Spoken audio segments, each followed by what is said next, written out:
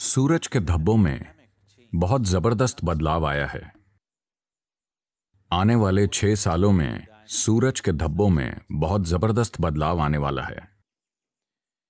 तो जब भी सूरज में या सूरज जिस तरह से काम करता है उसके पैटर्न में ऐसे बदलाव होते हैं, तो हमेशा ये पाया गया है कि मानव चेतना में असाधारण बदलाव आता है। लेकिन ये कोई निर्देशित बदलाव नहीं है, ये कोई नियंत्रित बदलाव नहीं है।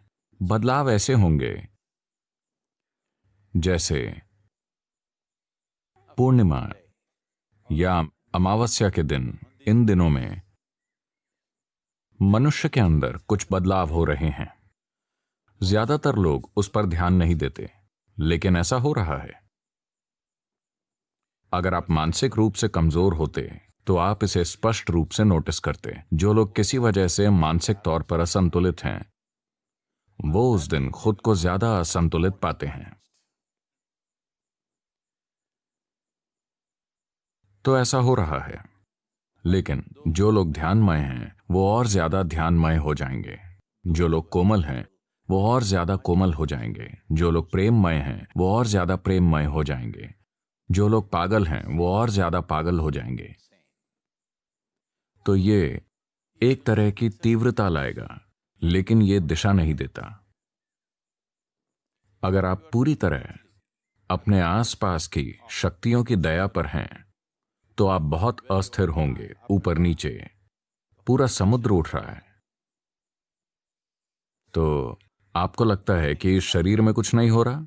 निश्चित रूप से हो रहा है। अब सूरज के धब्बे निश्चित रूप से एक तरह की अस्थिर ऊर्जा पैदा करेंगे, लेकिन वो मनुष्यों के लिए कैसे काम करेगा, ये हमारे ऊपर है। इसीलिए मैंने कहा कि अगर हमारे पास एक भविष्यवाणी है और हम उसका इंतजार करते हैं, तो हमें नहीं पता कि क्या होगा। अगर हमारे पास एक योजना है, तो कोई अस्थिर स्थिति एक संभावना भी है, क्योंकि चीजें गतिशील हैं, चीजें ज्यादा तरल हैं। यही समय है चीजों को अपनी मर्जी से ढालने का। तो ये एक संभावना है।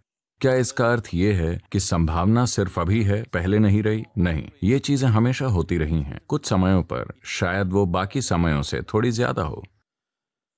तो प्रकृति के अर्थ में पृथ्वी जिस तरह काम करती है, उस अर्थ में कुदरती और खगोलीय शक्तियां जिस तरह से इस ग्रह पर काम करती हैं, आने वाले 6 सालों में वो कुछ अलग होगा। शायद कुछ सही शब्द नहीं है, ये बहुत साफ तौर पर अलग होगा।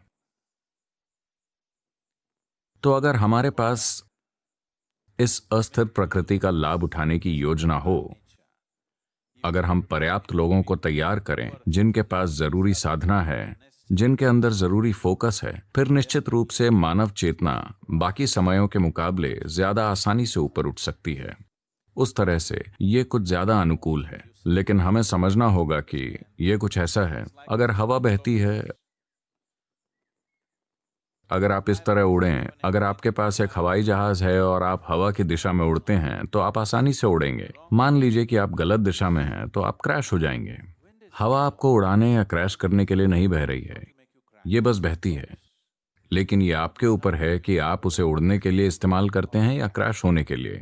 तो अभी सूरज के धब्बे काफी अलग हैं। आने वाले 6 सालों में इसके कारण पृथ्वी के काम करने के तरीके में कुछ स्पष्ट अंतर आएगा। We can rise or we can crash. हम उठ सकते हैं या क्रैश कर सकते हैं। मेरे पास उठने की योजना है, कृपया मेरे साथ चलिए।